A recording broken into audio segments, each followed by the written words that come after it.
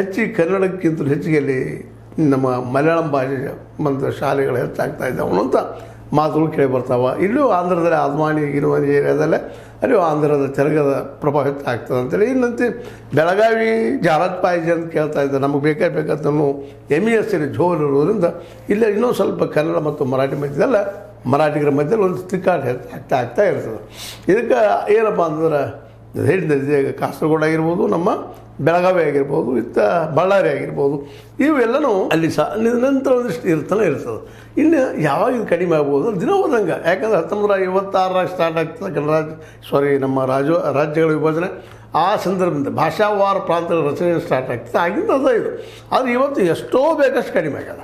ಯಾಕಂದರೆ ಅಲ್ಲೂ ಸಹಿತ ವಿಶೇಷವಾಗಿ ಒಂದು ಪ್ರೀತಿ ವಿಶ್ವಾಸದ ಗೆಲ್ಲಬೇಕಾದ ಮರಾಠಿಗರು ನಮ್ಮ ಕನ್ನಡಿಗರ ಬಗ್ಗೆ ಒಂದು ಸ್ವಲ್ಪ ಪ್ರೀತಿ ತೋರಿಸ್ತಾ ಇದ್ದಾರೆ ಇತ್ತೀಚೆಗೆ. ಯಾಕಂದರೆ ಬಾರ್ಡರ್ದಲ್ಲಿದ್ದವರು ಒಂದು ನಮ್ಮ ಜೊತೆ ಬರಲಿ ಅಂತಿರ್ಬೋದು, ನಾವು ಅವ್ರ ಜೊತೆ ಪ್ರೀತಿ ವಿಶ್ವಾಸ ತೋರಿಸ್ತಾ ಇದ್ದೀವಿ.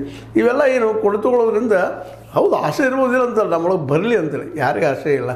ಆದ್ರೆ ಈಗ ಆಲ್ರೆಡಿ ಮುಗಿದು ಹೋದ ಇತಿಹಾಸ ಅವೆಲ್ಲ. ಈಗ ನಾವು ಮೊದಲು ತಿಳ್ಕೊಬೇಕಾಗಿದ್ದು ಕನ್ನಡಿಗರು ಹೌದು ನಾವು ಪ್ರೀತಿ ಮಾಡೋಣ, ಜೊತೆಗೆ ಅವರು ಮರಾಠಿಗರಾಗಲಿ ತೆಲುಗರಾಗಲಿ ನಮ್ಮ ಮಲಯಾಳಿ ಜನ ಆಗಲಿ ಇವರು ಸಹಿತ ನಮ್ಮವ್ರನ್ನ ಮತ್ತು ಕೊಂಕಣಿ ಜನ ಆಗಲಿ ಇವರು ನಮ್ಮವ್ರನ್ನ ಅನ್ನುವಂಥ ಒಂದು ಸ್ಥಿತಿಯನ್ನು ಇವತ್ತು ನಾವು ಬೆಳೆಸಲೇಬೇಕಾಗಿದೆ.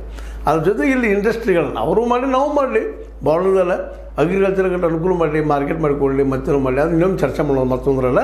ಇಲ್ಲಿ ನಾವು ಚರ್ಚೆ ಮಾಡುವಂಥದ್ದು ಏನಪ್ಪ ಅಂತಂದರೆ ವಿಶೇಷವಾಗಿ ಎಲ್ಲ ಕೊಡುತ್ತುವಂಥ ವ್ಯವಹಾರ ನಡೀಬೇಕು. ಅನಗತ್ಯ ಭಾಷಾ ಪ್ರೇಮ ನಮಗಿರಲಿ, ಅದರ ಅನಗತ್ಯ ಧರ್ಮದ ಬಗ್ಗೆ ನಮಗೆ ವಿಶ್ವಾಸ ಇರಲಿ. ಅಂದರೆ ಅಂಧ ಧರ್ಮಾಭಿಮಾನ ಅಂಧ ಭಾಷಾಭಿಮಾನ ಬೇಡ ಅನ್ನುವಂಥದ್ದು ನಾವೆಲ್ಲ ನೆನಪಿಸ್ಬೇಕಾಗಿದೆ. ಆ ದಿಶೆಯಲ್ಲೇ ಒಂದಿಷ್ಟು ಕೊಟ್ಟಿದ್ದನ್ನು ನಾವೀಗ ಮರ್ತು ಬಿಡೋದು.